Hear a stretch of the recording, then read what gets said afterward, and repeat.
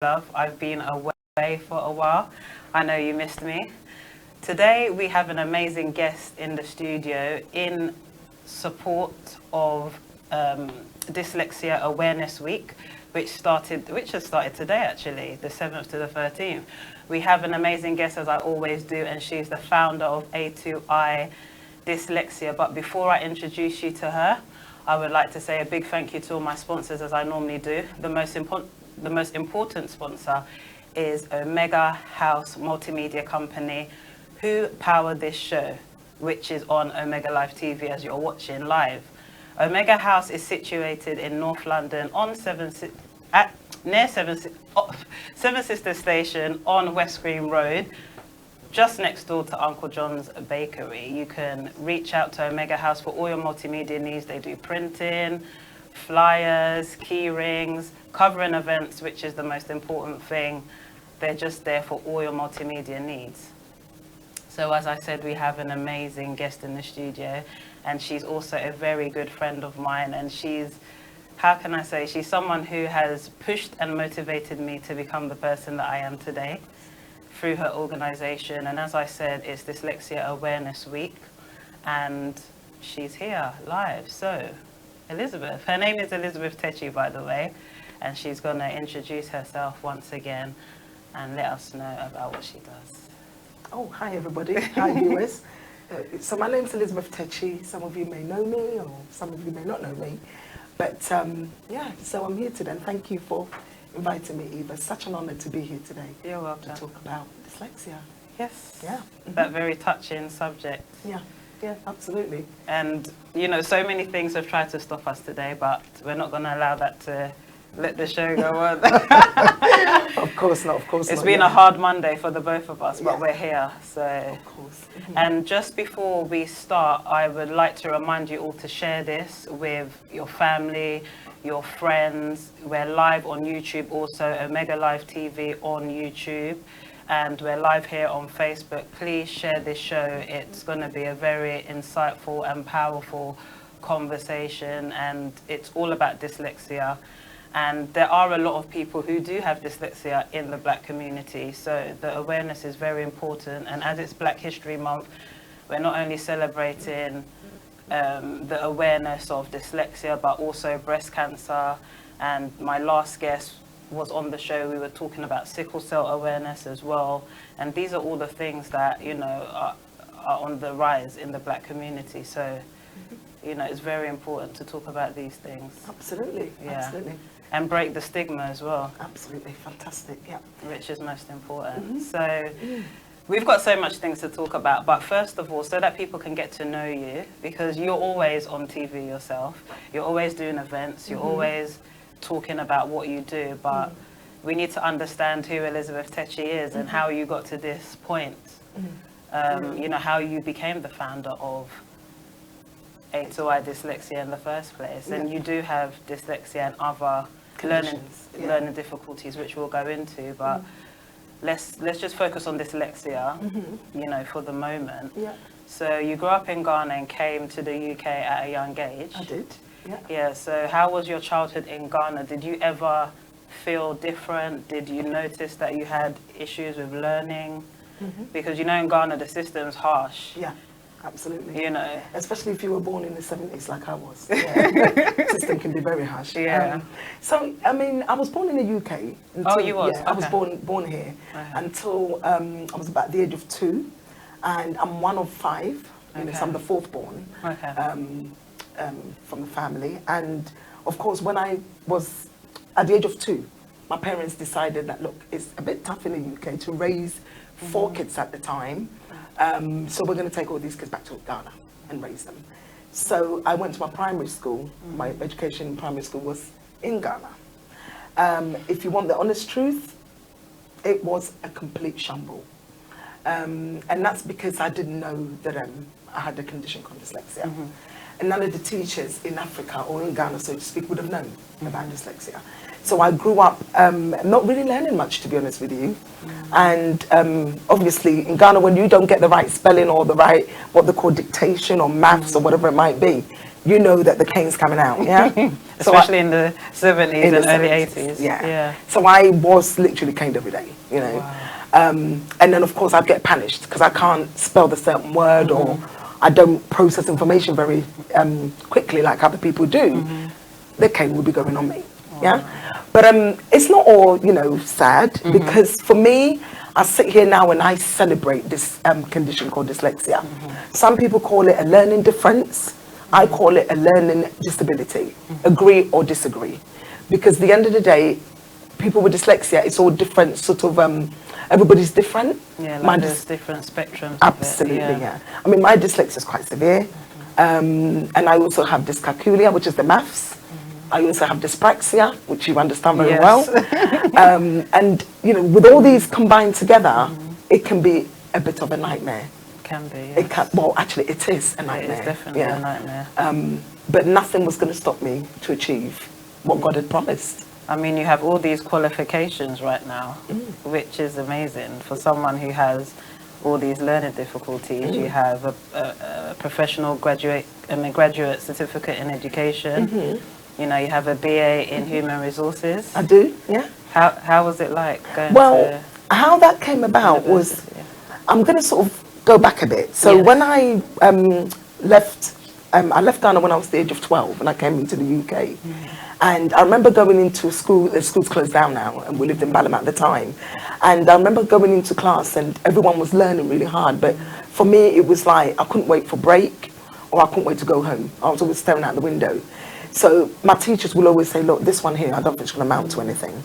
I wasn't learning. I was absolutely not learning anything. I was good with all the creatives, so your drama, your dance, all that, what we used to call home economics, which is cookery. I loved all that.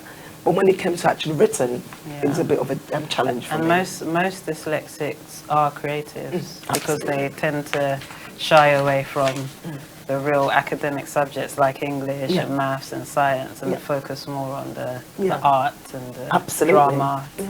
But I mean, I left school with no qualifications. I've got unclassified, and you know, when the report comes and you think, oh my God, I'm gonna get beaten when I get home. My dad wouldn't really beat you, but he'd make you do a danko. If I say a danko, you know what that is. Right. Yeah. Okay, so you hold your ears and you keep going.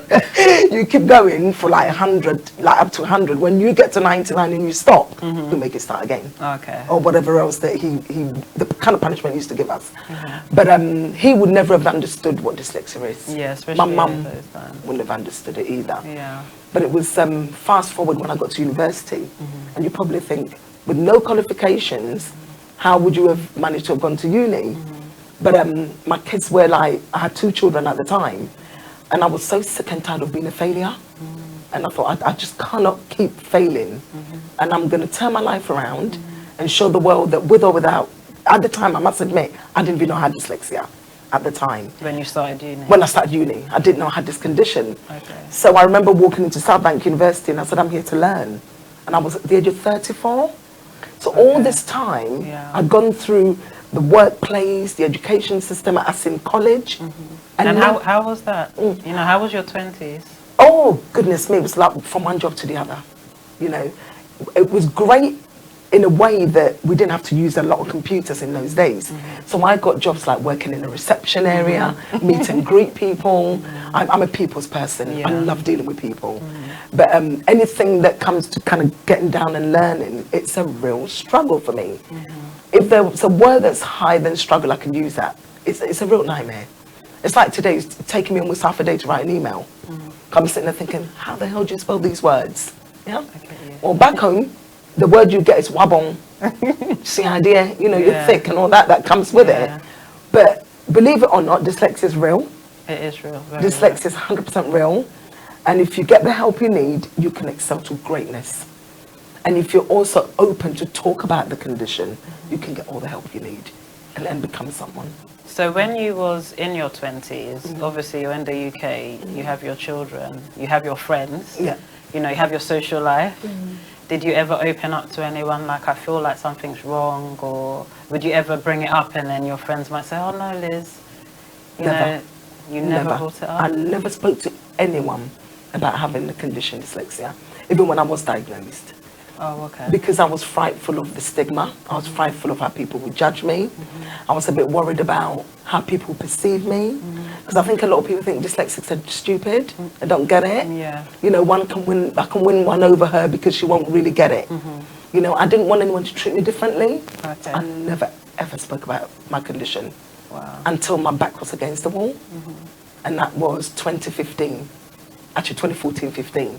Okay, so quite recent. Yeah, Yeah. Not. Yeah. You know, it just got to that point. I thought, you know what, I'm going to have to face my demons and just accept that something's wrong and go for the help I need so I can just become someone. Wow. I wasn't going to sit there and keep battling with it because my main fear was, what will people think? What will people say? But who cares what people think? Do you think having dyslexia interferes with life choices? Absolutely. Not just academic, but, you know, choices you make in life, like relationships with friends, boyfriends, colleagues.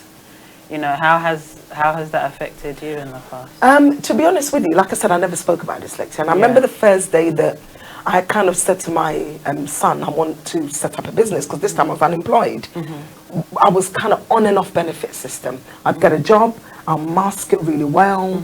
You know, I'll be doing what I'm good at. I'll go with my strengths. At the interview, you will employ me because I can talk the talk. Yeah. So I used to get hired. Yes. And now I'm behind the desk and it's like, can you get that report for us by 5 o'clock in the evening or 12 o'clock? And I'm like, I can't do this. But how do I tell my employer that I have this condition? What will they think of me? What will they perceive of me? Yes. So before they have to find out about dyslexia, I was out the door. I didn't want to get fired, so I would leave. So by leaving, where do you think I'll end up again? Back on the benefit system. And I just couldn't live like that anymore. So it's just one day I just kind of said to myself, look, I'm going to go for help with my dyslexia. And if I can't find the help, I'm going to create help for people. So when was you diagnosed with dyslexia and where did you go? Because obviously this was way before you started your own thing. Absolutely, yeah. I was diagnosed with dyslexia in 2002. So that's a while back. 2002, yeah. That's a long time ago. And it's when one of my lecturers, Dr. Gloria Gordon from Southbank University, she was a bit concerned about my D's and B's facing the other way around. Those days we wrote essays. Yes. We didn't really sort of type them. We didn't have, what do they call it now? You know when you submit the work? And turn it in. Yes, we didn't have one of that. We didn't have that. Turn it in. No, not those days, no. Wow. So, you know, she kind of noticed. I don't think I would have got my degree without IT. I see, right. Like writing, I'd just be like, right, 1, 2, then I'd stop. Exactly. You know, it's hard. It's not easy to write an essay with your, you know, own, like with a pen. Absolutely. So it's when 2,000 words. She kind of picked up on that, and then she said, "Oh, I think you might. Have you ever thought about going for a dyslexia assessment?" And I thought, "What's that?" And this was 2002. I know it sounds really naive. Because the awareness has come more recently, like the last 4 years. Yeah. I would say. Yeah. But back then. Exactly, 2002. And, you know, to be honest with you, like I sit here right now and I have a hidden disability, and I would confidently say that, but no one would ever know. Because unless it kind of exhibits itself when I have to do certain things, and I just can't do it, you know? Even up till now. You're very well spoken. Absolutely. And people would say to you, are you sure you've got dyslexia? And normally what I get is, you don't look like someone who's got dyslexia. I'm like, how do people with dyslexia look like? Do you see what I mean? It's a bit like mental health. You will never know if someone's got anything wrong. Exactly. Everything that's sort of hidden. So it's at university when Dr. Gloria Gordon picked up on my essay and said, you may want to go for assessment. And I was so adamant, thinking there's nothing wrong with me. I'm not going for no assessment. I don't want to be labelled. I don't want to be a statistic. I didn't want to be all those things. So she left it up to me. She said, it's up to you. You either go for the assessment or you don't, but you are failing. I was literally getting 30%, 20% at uni. Wow. When you're getting 20%, you might as well not turn up. You know, and that's when I realised that, look, go for the help, and no one has to know. Keep it a secret when you go for this help. So I went for the assessment, and I think I went to the adult assessment centre. Was in Holborn. I don't know if they're still there. And I remember the professor that did my assessment, he just went, look, you're the lowest I've ever seen at the time, to do with my reading and to do my spelling and my processing of information. So it's really, really awful, really. And I left that place thinking, there's nothing wrong with me. I don't know what that professor's talking about. I'm absolutely fine. Until I went into the workplace and it was all manifesting itself. Yeah. And I don't know if anybody's watching. I'd say, look, stop masking it. Yeah. Go for that help. Because with that assessment has made me who I am today. Most definitely. So if you've just joined us, we have Elizabeth Takyi, who is the founder and CEO of A to I Dyslexia. She's going to tell us all about that. And we've been talking to her about her childhood. She was born here in the UK, went back to live in Ghana, came back at a young age. And, you know, she found that she had dyslexia in her 20s after becoming a mother. Yeah, absolutely. Yeah. I think giving birth to my kids turned my life around, obviously, because I had to do something for them. And I have to be a role model to my children.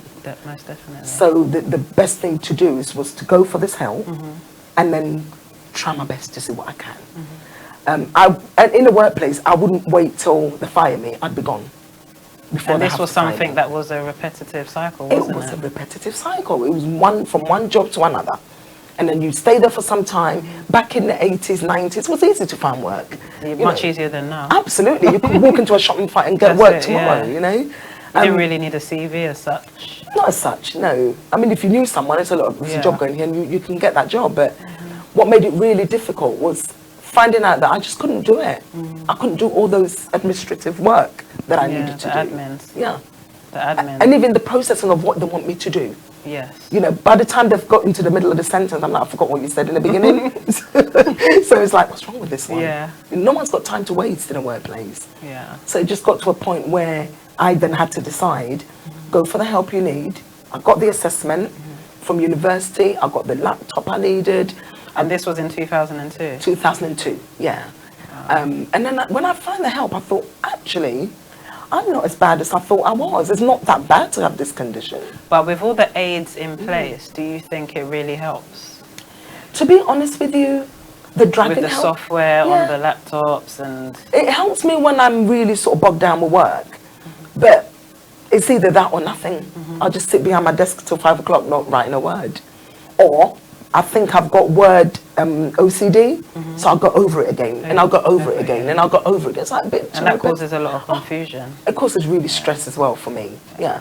So do you think that there's a link to mental health illnesses with learning difficulties? Do you think they bring on... Do you think having dyslexia has brought on depression? Oh, God, honestly. Anxiety? Absolutely, absolutely. I mean, at one point, because I kept this to myself and I didn't want the world to find out that something was wrong, I went into deep depression. And that's 100%. I'm going to be honest with you and be upfront. And it was the point where I thought, I can't get any lower than this. It's either I stay here and just, you know, whatever the word might be, and just literally waste my life away, or just pick myself up and do something about my condition. And this is when I went out there and thought, how can I make this place a better place? Yeah.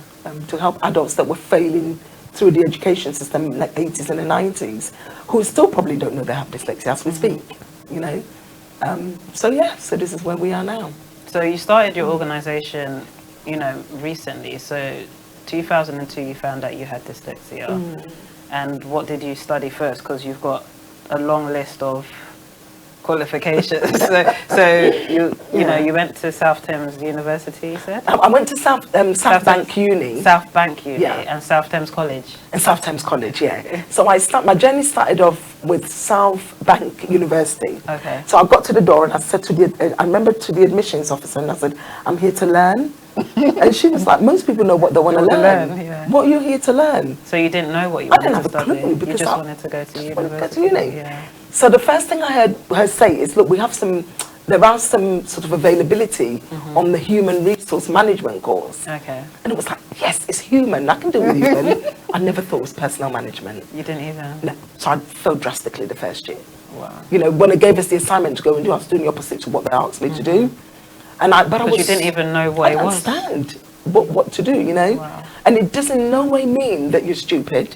It does no way mean that you're dunce or thick or whatever word people use. You just didn't know what human resources was? I just didn't have a clue. Yeah. I just turned up and I want to learn. So after finding out you had dyslexia, whilst you were studying, you picked yourself up and you did You did pass. You did graduate. Gosh, I graduated. I graduated because I wasn't going to give up. You know, I'd always been a failure. This time I wasn't going to quit. I thought I'm going to see it through to the end. So I finished straight a 2-2. For me, that's magical. Not bad.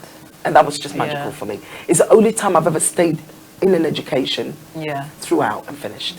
So the first thing you've actually been successful at. Yeah. So after uni, what did you do? So after university now, I then got a job working for a very big organisation. Actually, I can say live on air. Yeah. I've got a job working for Metropolitan Police Service in the recruitment department. Okay. Police recruitment based in Hendon. Okay. And I got the job because I'm vibrant and very bubbly and friendly, and I got that job. But I couldn't write the reports. I was really struggling with statistics and report writing and Why do you so think forth. they employed you? Because you was a graduate? I think so, yeah. And I never mentioned dyslexia, which is my own fault, come to think of it now. Which we're going to discuss. Yeah, I didn't tell them because I wanted a job so badly.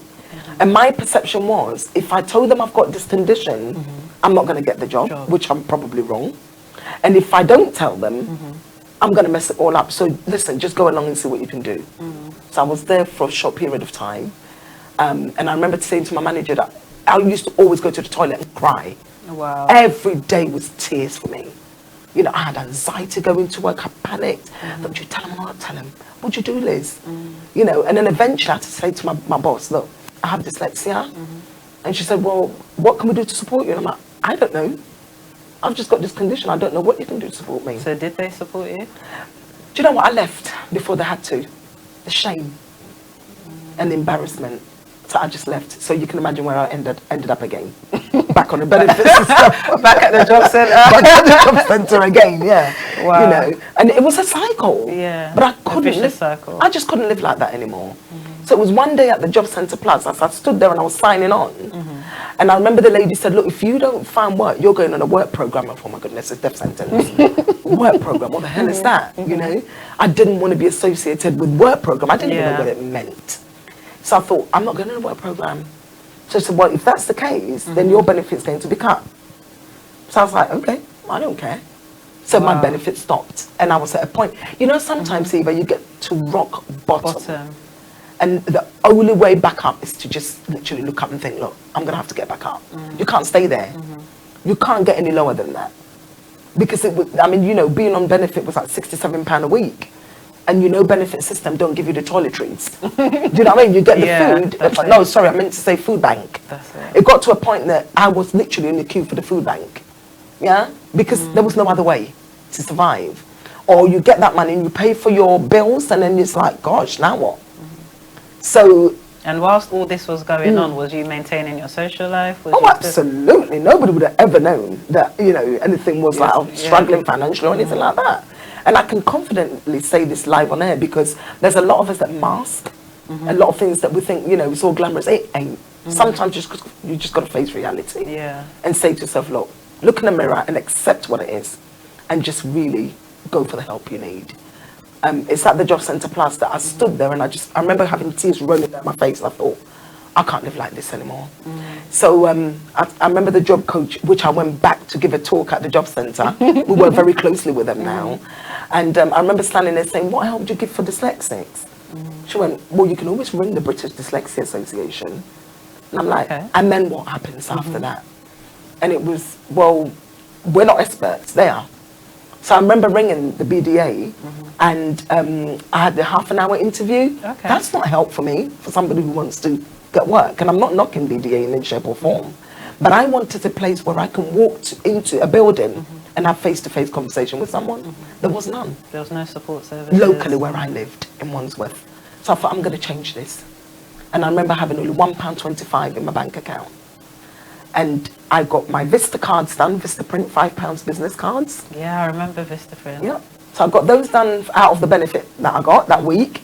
And I remember getting the flyers done. And my son's quite techie. And he said, you know something, I'll build your website, which won't cost you anything. Because I think you get like GoDaddy and all those things, free trial or whatever there might be. So that website was built.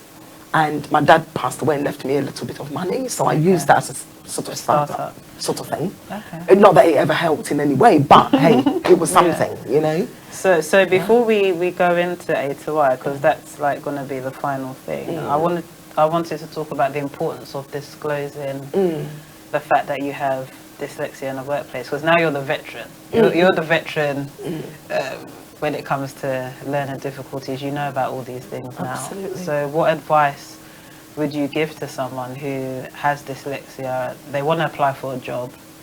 You know, or maybe they finished uni, they want to apply for a job, but they're scared to, you know, disclose. At what stage do you disclose you have dyslexia? That's what I wanted to ask. Do you disclose it on your application form? Because application forms do ask. Do you have a learning disability? Yeah. You know, or do you have a disability? I mean, some don't say learning disabilities. They just say Learning difficulties. Some don't even say that. They just say, do you have a disability? Yes. So do you think it's at that stage you disclose it, or do you think it's good to disclose it when you have an interview? I know when it's best to disclose it. Yeah. But I'm not going to talk about me. We're here talking about you. Sure. Okay, now let me think. Personally, from my point of view, I would take yes. Because if you're meant to be in that organisation, you will be. Or if you're meant to get that job, you will be. It's yours, isn't it? Absolutely. The worst thing you could ever do is do what I did by not telling your employers. Because what we get at where I work, the organisation, is that we get people come in and say, I've been discriminated against because I have dyslexia. And I'd normally say, did you disclose your dyslexia? No. Well, how is the employer supposed to support you if you hadn't told them? But then it's catch-22. But for me personally, I would take yes. Depending on what job I'm going for. Yes. Now, my maths is atrocious. I can't add 2 and 2.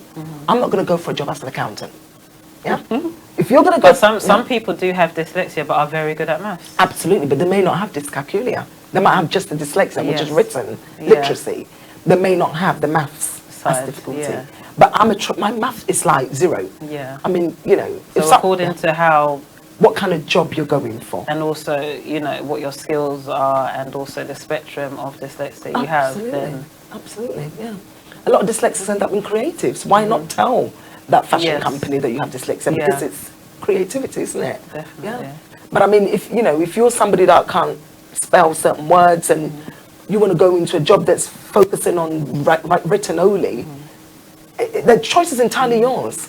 But I don't think there's any wrong way to disclose it. It's better to tell them. And when you tell them, they can give you the support you need. And we have the Equality Act, which came in 2010. And that came before you obviously found out you had dyslexia. So before then, maybe it was a bit harder for people to disclose, because then the workplace wouldn't be obliged to support you or keep you on. But because of the Equality Act, workplace and the employee has to support people with a disability, and also to be an equal opportunity employer. They're obliged to employ only if you tell them. Because the thing is, I have my own organisation, and if I'm going to employ somebody and you have got dyslexia, but you don't tell me you've got that, how am I supposed to support you? Exactly. Just what I mean. But a lot of people say, well, I never told them, but I'm on the verge of being sacked. That's deceitful. It is. It's not fair on the employer, is it really? Exactly. If you hadn't told them. But if you've told them about dyslexia, and then no employer will ever say to you, I'm not going to employ you because you have dyslexia. No employer will ever say that to you. That's true. They will always ask you what help do you need, And if that job is meant for you, it will be. If it's not meant for you, then it just won't be. To be honest. Simple as. So what are the common signs of having dyslexia? Sorry, what was that question? What are the common signs? The signs of having dyslexia? I mean, in a child, if somebody has a child, because we're talking about it from an adult perspective, but what's important is trying to notice the signs in your child. Because some parents might get frustrated with their child, thinking maybe their child doesn't want to learn, or their child's naughty, but sometimes they tend to do other things because they just can't learn, because they do have dyslexia. Maybe it's not a case of them being naughty or you know, not wanting to learn. Absolutely. I mean, some of the signs are like, if you're sitting with your child to do the homework, I was a child once, and I know that homework was nothing that I didn't enjoy doing it. So if your child is sort of not focusing, they're not engaging in the homework that they're doing, or even in class. For example, if one of the school teachers said to you, look, there's concerns about maybe your child's learning, a lot of parents have got this sort of, what's the word I'm looking for? It's like, don't label my child. There's nothing wrong with my child. Some parents are in denial. Yeah. But I always say to the parents that come to us, the quicker you get help for your child, the better. If that teacher noticed signs and said, look, your child could actually need one-to-one support in the class, there's nothing wrong with that. I wish I had one-to-one in class. Probably be running the country now if I did. I didn't have the support I needed when I was younger. And some parents would actually take that, own it, and go for help. And that's when the kids just excel. You know, I mean, we've had children come to us that perhaps were at the bottom of the class, and now they're top of the class because their parents came for the help they needed. You know, but some parents are in denial, and it's, oh, there's nothing wrong with her. She'll catch up. Really? You don't catch up. That's true. If you have got dyslexia. Yeah. So some of the signs could be if they're not engaging in learning. Because it's a lifetime thing. Absolutely. Truancy was for me. I was always banking off school when I was in secondary school. I don't really, sort of, if someone is explaining something to me, I find it very difficult to understand. So what did you say again? So if your child is asking lots of questions, you know, or you send the child upstairs to go and get the shoe or whatever, and they come back down without it, and you think, what's wrong with you? You know, because I haven't understood what you want them to do. Exactly. So it's about patience. And, you know, please, parents, if you've got 2 children, never compare. You know, don't say, oh, look, your brother's doing really well and you're not. Do you know what I mean? Because that can be damaging for a child. Yeah. So where can people get an assessment done? Okay. So we're not talking about ASI. Just in general, because there might be somebody watching in Nottingham. Absolutely. There might be somebody watching in Newcastle or in Ireland. I mean, where do you get help? Okay. So to be honest with you, I would say Google it. Google like dyslexia assessment locally, wherever you live. Make sure that the person's certified through PATOS, which, to be honest with you, if you ask me what it stands for, I may not be able to break it down for you because I'm not an assessor. But look for PA, I think something like that. Anyway, I can't quite remember. It's called PATOS. Yeah, look out for that. Make sure that they've got the credentials as a dyslexia assessor. If you're in doubt, you know, ring the BDA or Google the person to find out. Do they do assessments at schools for free for the children? Not, yes, schools do it for free. And some boroughs do. I know Haringey do. Yes. I know. Well, they did. Yeah. I can't say for now. Like, I know in my borough there's a long waiting list because dyslexia affects 1 in 10. So if the teacher said, look, your child might have a dyslexia condition, find out how long the waiting list is. Get the help you need, you know, the one-to-one support that you might need. But go and speak to the teachers, go and speak to the head teachers and say to them, look, I've got concerns. And not just maybe keep saying that they'll catch up. Or the funny one I hear is they'll grow out of it. And it's just, I never grew out of it. But you can't grow out of it. You don't grow out of dyslexia. No. If anything, it gets worse. I should get older. Yeah. If anything, it gets worse. Yeah, it does.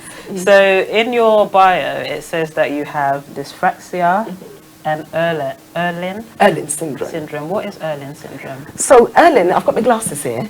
So basically, sometimes when I read, because what I want to do is break down the different types of dyslexias because there's different. We've got Dyscalculia. Yeah. We have dyspraxia, dyslexia, and Irlen syndrome. So let's start with Irlen syndrome. So the Irlen syndrome, sometimes when I read, I skip words. Okay. So, and even at my age now, I read with my finger following every single letter on a page. Wow. Yeah. So sometimes words look like little ants running off the page. Really? Especially on white. On white. That's why my colour's blue. Okay. Yeah. Or sometimes it's like someone spilled water on a page.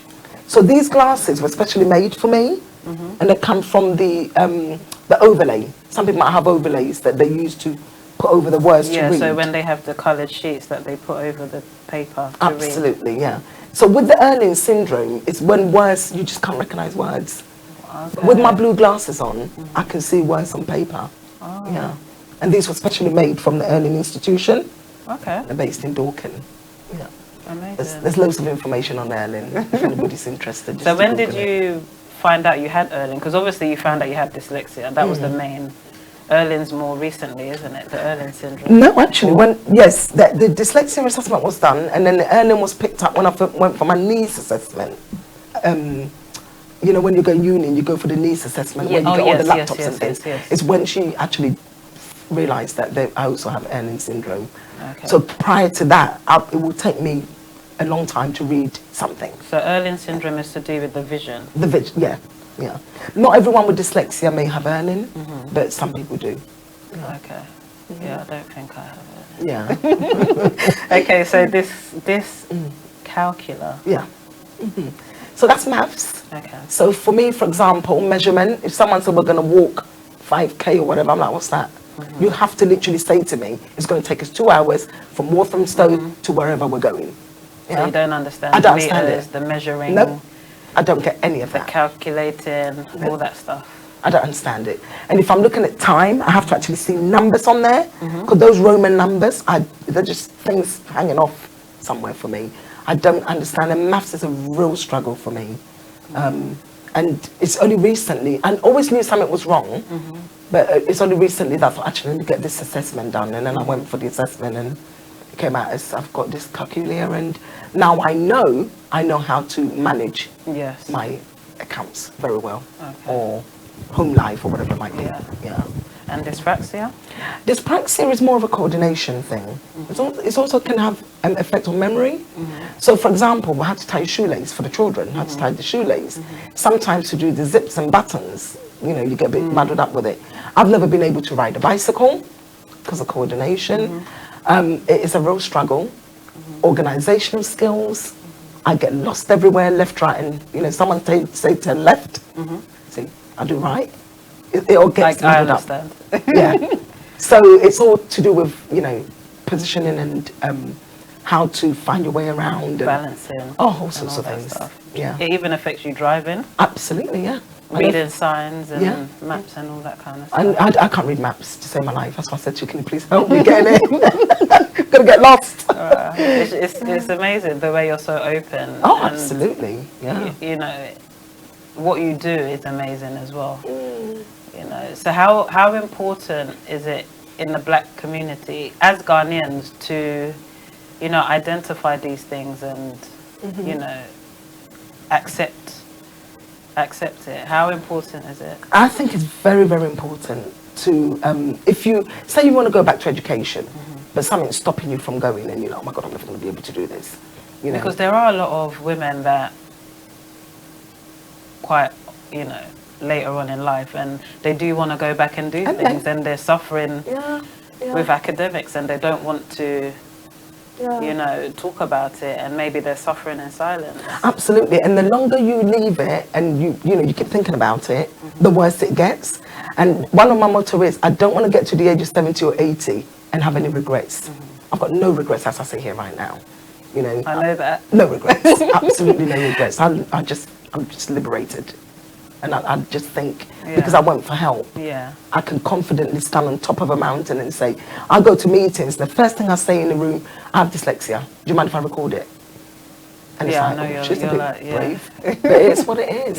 It's either that or walk out of there not remembering a thing that was said at the meeting. You know? So the advice I'll give to the individual, if you think you may have dyslexia, Google your local area. I need help with dyslexia. I know the BDA has got a lot of dyslexia associations dotted around in different boroughs. Okay, and that's the British Dyslexia Association. Yeah, there's a lot of associations dotted everywhere, so you can always ring for help. If you're in London, we're there. You know, we can help. Okay. We'll talk about that in a minute. Yeah, we will. So if you've just joined us, it's still not late to share this with family and friends. We've been talking about dyslexia awareness, and it's Dyslexia Awareness Week. Today is Monday the 7th and it ends on the 13th. So the whole of this week, all over the UK and Ireland, everyone's going to be having events on dyslexia, talking about dyslexia. I mean, it goes on throughout the year, but as it's Black History Month, it's so important within our community to, you know, create the awareness on dyslexia. And we have the founder of A2I Dyslexia. We're now going to talk about that. And her name is Elizabeth Takyi. She's been telling us about her life and, you know, how important it is to get the help you need. So A2I, let's talk about A2I. Okay. So you said you was at the job centre? Yeah. So I was at Job Centre Plus. And I remember like shedding tears, to be honest. 'Cause I thought, what is wrong with me? You know, how comes everything I start, I never finish? How comes I'm feeling like a failure? And then it suddenly dawned on me. And it's like, well, because you have this condition, if you don't get the help you need or talk about it, you're going to keep sinking. So it's at that point, it's when I thought, I'm going to create a change. So with that £1.25 in the bank account, A2I was set up. We started with one client. In 6 months, we still had one client. We're now in almost our 4th year, and we've got over 550 clients. Wow. And one organisation I always dreamt of partnershiping with has come true, which is the BDA. So Wow. we're doing a lot of work with the British Dyslexia Association. And it's been 4 years of hard work. Absolutely, absolutely. Because you didn't just get to where you are now, just like that. Absolutely. I mean, it was perseverance, consistency. Yeah. One thing I've noticed about you is that you're very consistent. Yeah. And I admire that Thank you. about you, because that's the hardest thing, to be Absolutely. consistent. Yeah. Well, it's either that or nothing. So, you know, I find my passion, and I love helping other dyslexics because we're all in the same boat. We have a lot of clients that come to us with exactly the same story, or more or less the same story as mine. And I'm like, well, if it's not working in the workplace, create your own. What are you good at? Can you bake cakes? Do you do flower arranging? What are you good at? What are your strengths? And sometimes by the time you've teased it out of them, it's like, actually, I found my passion. And before you know, they're running off to do their own thing. Because I know that 20% of British startups or entrepreneurs are dyslexics. Yes. Yeah. I mean, you have people like Richard Blackwood, Whoopi Goldberg. Okay, sure. I Yeah. didn't know Richard Blackwood, yeah. Not Richard Blackwood. Oh my gosh. Richard Branson, you mean? Oh my God. It's okay. Sorry. Richard Branson. I hope no one goes to tell him. Yeah, no. Yeah, Richard Branson Yeah. is severely dyslexic. Yeah. And, you know, there's a lot of stars that are coming out now. Absolutely, yeah. You I mean, even within the Ghanaian community, there's some amazing women. A lot of people. Of people, men and women, Yes. doing really well with dyslexia. The only thing is they don't want to disclose. So you just have to leave them Yeah, to they do don't their want to bit. tell people. Yeah, Yeah. but doing amazing work. Uh-huh. Yeah. Yeah. And I always believe that we have to own it, accept it, and you just never know where it might take you. Okay. So what are the what's your mission at A2I? Well, one of our mission at A2I Dyslexia is every dyslexic that walks through our door, we want to make sure that they get the help and support they need. So you help people into employment, Yeah, education, and entrepreneurship. that's right, yeah. Okay. Yeah. And how do you do this? Well, with education, some people might already be at uni and just find out they've got dyslexia, and they might need support as to like one-to-one study with a Okay. tutor. That's something we provide. Okay. In the education system also, one could be going through anxiety, one could be going through stress, confidence, self-esteem. So we run classes on that. We So also you do workshops? workshops, yeah. Okay. We also do one-to-one, So which you is do a paid one-to-one service. workshops? Yeah. Okay. We do, like when we get funding from different sources, like Yeah. charities and the not local authority, but like charities, Yes. and funders. So the big lottery, we just recently got funding from the community, the community grant. Wow. Big lottery? Not big lottery, Big not money? yet. Not big lottery yet. The local one. The yeah. local one. But we're working on different funding. A subsidiary from the British. Absolutely. I mean, from the big lottery. Yeah. So we know we get funding from Wandsworth Community Grant. We get funding from Wimbledon Foundation Okay. to support people with dyslexia. And that's because you went out to get this support, isn't it? Like you went out and told people about what you did. You put all your, your passion into it. And this is where we are. Yeah. There are bigger and greater things in the pipeline, and I've never looked back. So who do you work in partnership with? Tell us about the people that you work with to provide these services, because obviously you can't do it alone. Yeah. There's no way you can. No, of course not. So I mean, So you said in terms of the education, you support people, you do one-to-ones, you run workshops. So in terms of employment? Employment, we work very closely with Job Centre Plus. We also work quite closely with Battersea Power Station. Okay. We also work, we get referrals from Wandsworth Work Match. I think that's what they're called, Work Match, yeah. And, basically anything to do with employability. People will get referred and we make it for people because... Okay. So when someone comes into A2I, you do an assessment on them? We have a screening. That's it? Yeah. You do a screening? People might come and say, actually, I think I've got dyslexia, I'm not too sure. And then what's the difference between a screening and an assessment? The screening is between an hour and 15 minutes. It's like sort of asking 100 different questions about you, about how you learn. Okay. That one is like £70 for that screening. Okay. And that will give us an understanding of whether you have dyslexia or not. Okay. So that's that one. The assessment is where you probably spend about 3 to 4 hours with a dyslexia assessor or educational psychologist if there's complex needs. So what if someone comes here and they do not have no money? Well, you have to find the money if you want the help. I have to find the money. Well, yeah, we will have to Absolutely. Find the money. And because finding the money has got me the Dyscalculia assessment I needed, so I can get the help. Okay. So if you're booking a holiday to, I don't know, Egypt somewhere, think twice and maybe get the assessment done. So these are paid services. They're not free. Yeah, they're not free. Okay. No. And also, when you pay for something, you kind of value it, don't you? Exactly. Yeah. So you have to find it. If you really want that help, find it. Go for the assessment. The world's your oyster. So when someone comes to you, do a screening to find out where they're at, to kind of understand them, whether it's for the employment or education or entrepreneurship. Yeah. So how do you help people that want to go into entrepreneurship? Okay, so people that want to go into businesses, we obviously they've got their business. Some people have got their business plans, some people haven't. So there's access to work support from the DWP. Okay. If you've got dyslexia, and you can apply for that because of Equality 2010, the Act. The Act, yeah. And then it's up to the DWP to be able to give you a grant for your one-to-one support. Yes. So if you're really struggling, because I know that without my support, it would be very hard for me to excel. So that's the element of how the DWP works. Okay. Basically. So once they give the funding, would they refer them back to you? No. Once they've got the support they need to start up, then they're on their own to really get that support and excel really.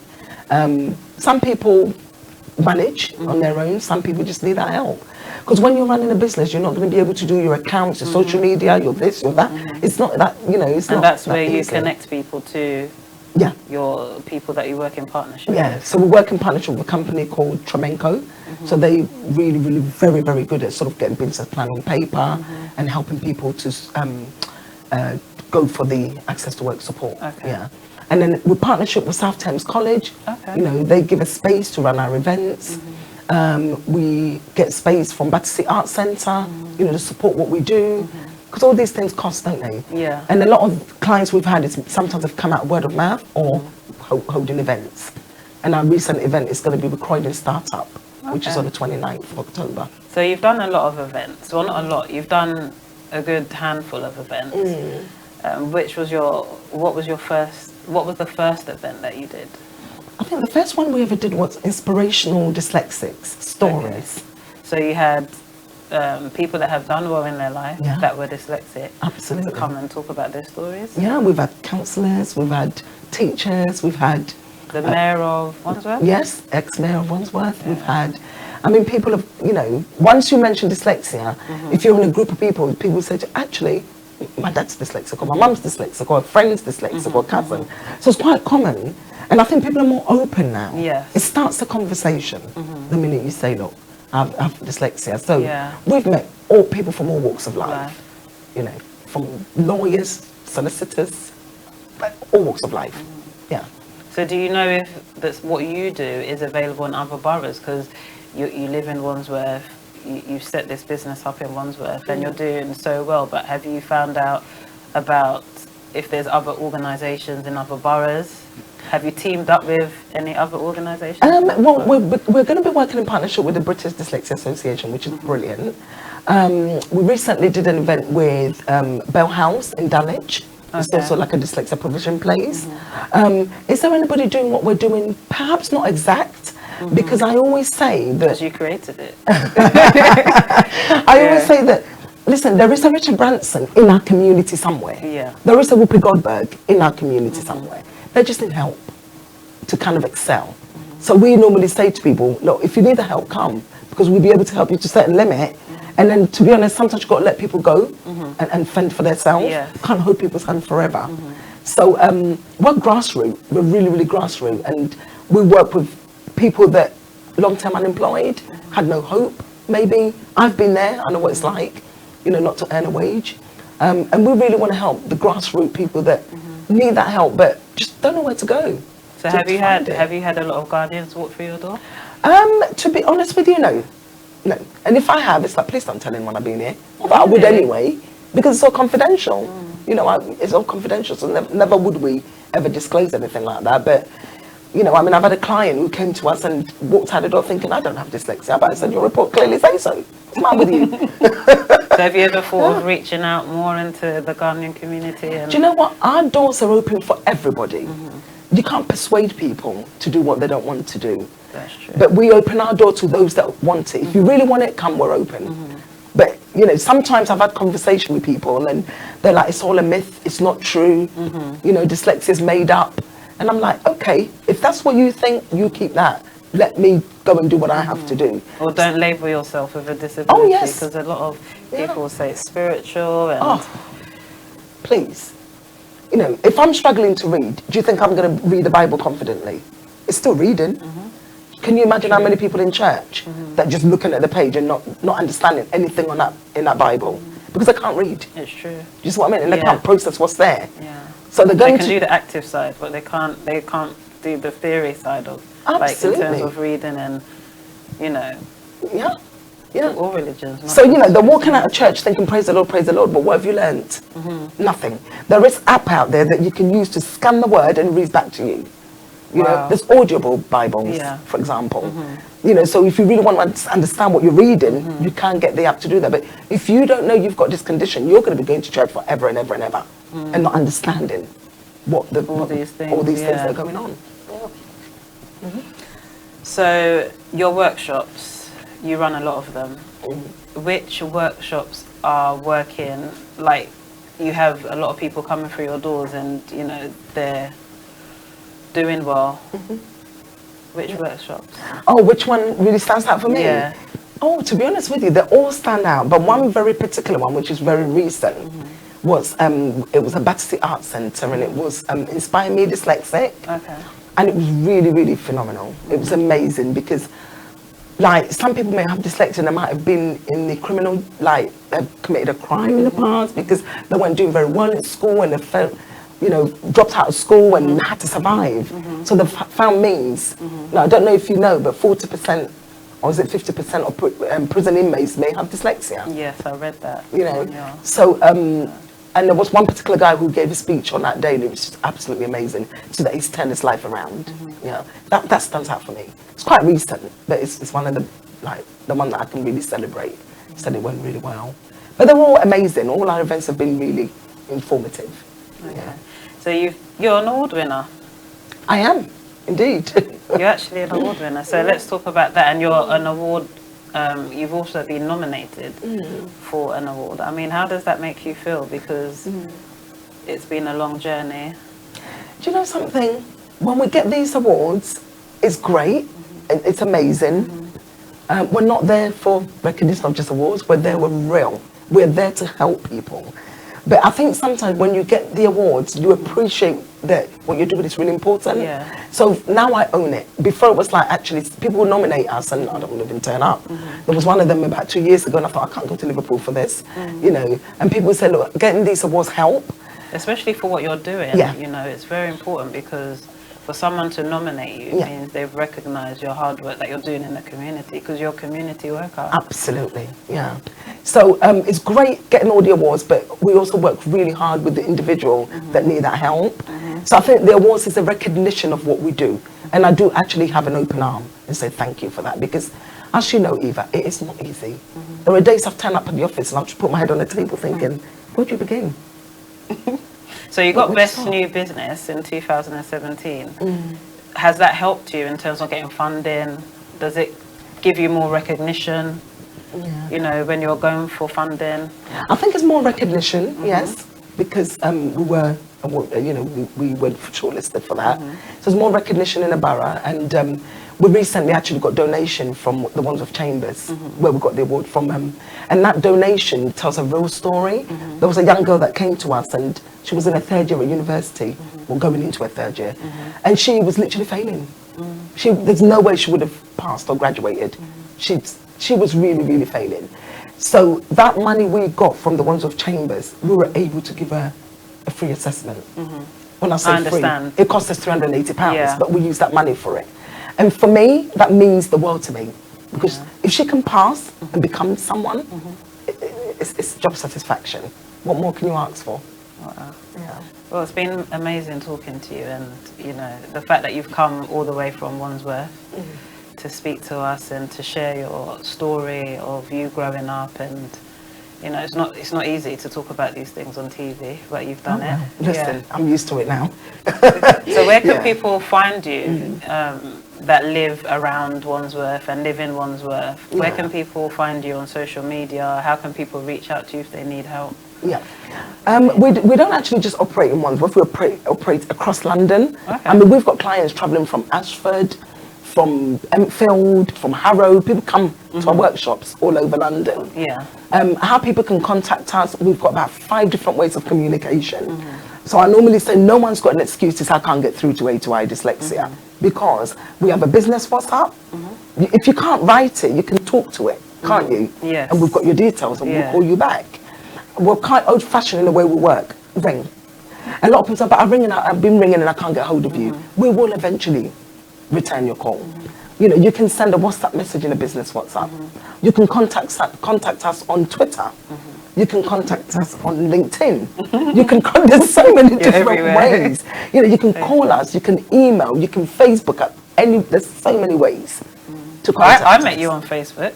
Yes, we did. Yeah, we did, of course. We did, absolutely. So there's no excuse. If you really want that help.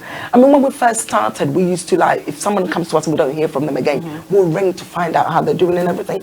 But you can't chase people. Yes. They have to really want it and come to you. So now we say, if you really want the help, our doors are open to support you. And people can find you at A2I Dyslexia on everything? On everything. If you just Google A2I Dyslexia, we'll just pop up. Okay, so you heard it, guys. A2I Dyslexia on all their social media handles. And we've been talking to Elizabeth Takyi, who's the founder of A2I Dyslexia. And because it's Dyslexia Awareness Week, that's why I invited her in the studio. So thank you, Liz, for coming once again. Thank you. And obviously, A2I Dyslexia stands for Aspire to Inspire. Aspire to inspire dyslexia. Yeah. Just in case you're wondering, I was wondering, what does A2I stand for? So aspire to inspire dyslexia. And guys, it's still not late to share this with family and friends. I mean, you can still watch this show on YouTube. You can still watch it on Omega Live TV, on Facebook and YouTube. The show's always going to be there. Spread the word, and especially to someone you may think has dyslexia or needs, you know, help from A2I. Absolutely. Yeah. And don't forget, it's not just in the classroom. It can affect your life. All your life. A relationship, maybe, where you're not understanding them, they're not understanding you. Okay. You know, all sorts of things. Thank you. It doesn't so stop in much. the classroom. Thank you. Okay. So yes, you've been watching Gold Diggers. It's Monday, the 7th of October, and I'm going to say it once again. It's Dyslexia Awareness Week. So make sure you go and Google A2I Dyslexia and find out about what they do in the community. My name's Miss Newlove, and until next week, stay tuned on Omega Live TV.